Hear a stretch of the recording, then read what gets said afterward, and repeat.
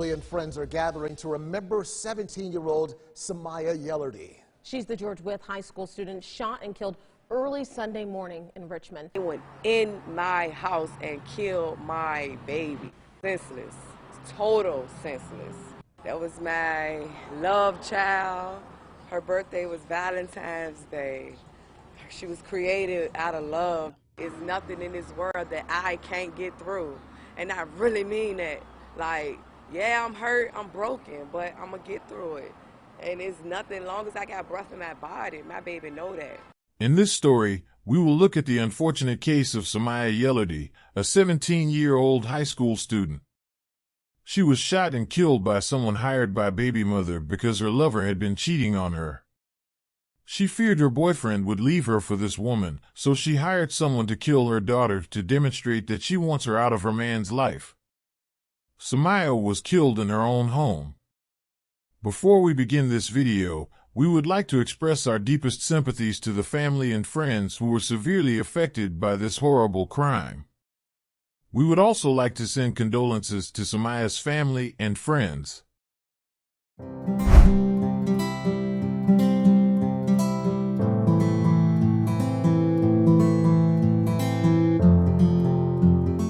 Today's case takes us to Richmond. Richmond is the capital city of the state of Virginia.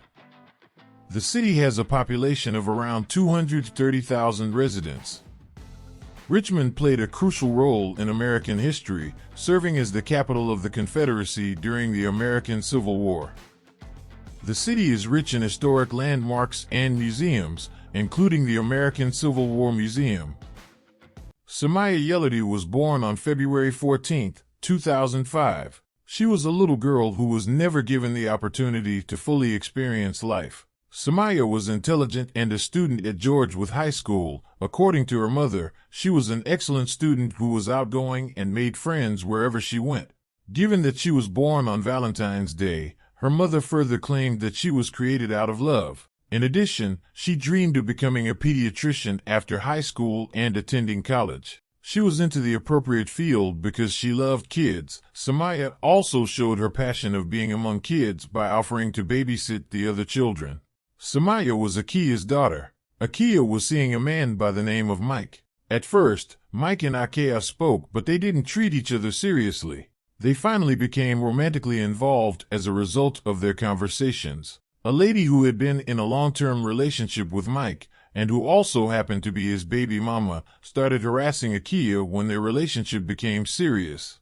On November 19th, the baby mama discovered Akeyia had been in a relationship with her baby daddy, but they were not serious at the time. Mike decided to stop his relationship with this woman. On the next day after Akeyia and Mike came back from the burial, the baby mama followed them. When she arrived, she began fighting with Mike and eventually contacted the police, claiming Mike had punched her in the face. Akeyia began working at True Heart Transportation in December. When the baby mother discovered she was working there, she attempted to have her dismissed. She told her supervisor she was on substances, and as if that wasn't enough, she continued to stalk her at work. When Akeyia realized she couldn't stop her, she went to court and obtained a restraining order. Unfortunately, it was denied because she never approached, said, or did anything to her. This woman would not approach Akeyia, nor has she spoken anything to her. She only became aware of her when she was hired to compromise her. She then began tormenting her, telling her that she should keep her distance from her partner.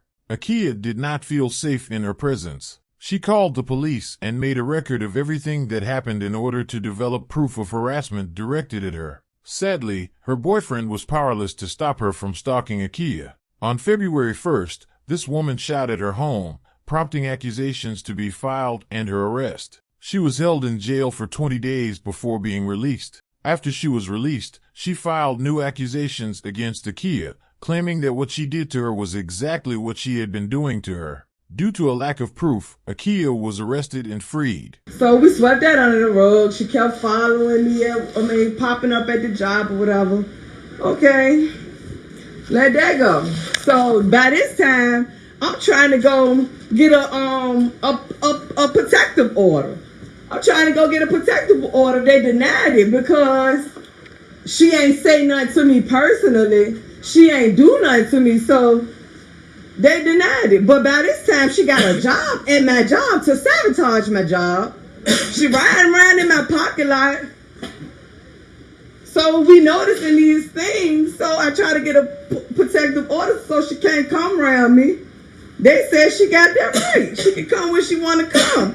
Okay, let it go. They denied it. Mike's birthday is in April. The couple decided they are going to New Orleans for his special day. Mike and Akeyia are both looking forward to the trip. She was lucky to have someone stay at her house with her children, but a few days into the trip, she received information that someone had broken into her house, entered, and killed her daughter. On Mike's birthday, about 2:25 a.m., intruders broke a window at Akeyia's home while she was away. Samiyah was in her room at home, and her mother's sister was also present when they heard the noisy break-in. They awoke believing the Momma had collapsed. Samiyah gets up and walks to the stairs, but before she gets there, a man in the shed shoots her. She trips and falls down the steps. She died as a result of her injuries. The fact that they came through this window right here, this the window that they bust.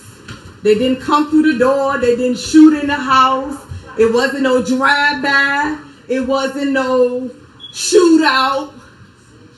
They bust the window, climbed through the window, and maybe somebody opened the door for the other two. But for starters, they came through the window. They came through the window. Bam. Doom, doom, doom, boom. Everybody get the fuck on the ground. My baby falling down the steps as he coming up the steps.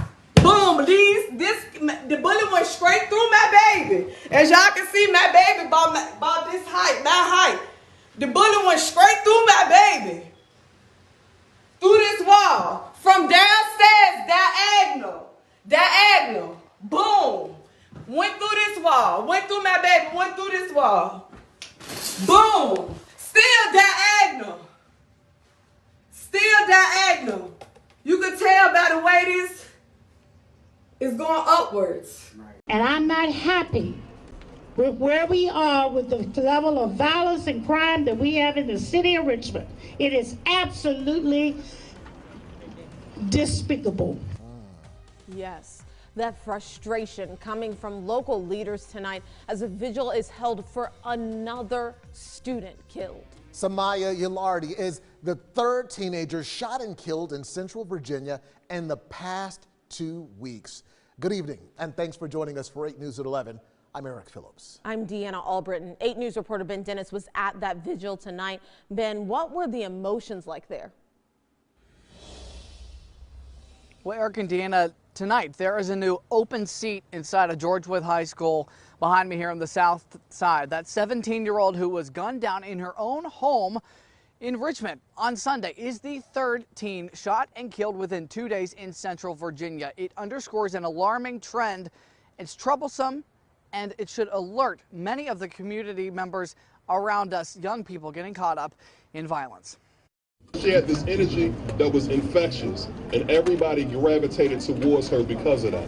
Samiyah Yellardy's high school principal, friends, and family gathered mere feet from where she went to class. She was created out of love. Her parents loved each other. Her birthday was Valentine's Day. But her next big day, graduation, will not come. Samiyah was shot dead early Sunday morning in her own home. I don't want to do it anymore.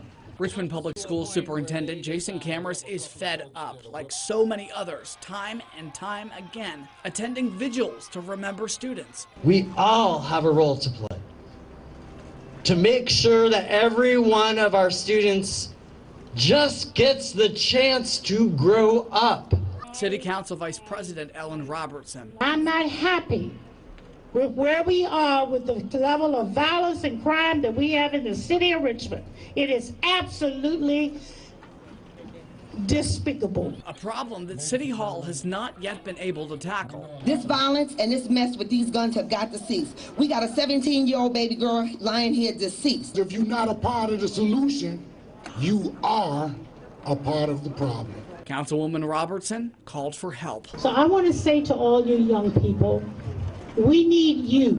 Samiyah, her family has yet to receive justice 1 year after her death. Her mother believes that the investigators should look into the entire circumstance that existed between her and her boyfriend's baby mommy prior to Samiyah's death.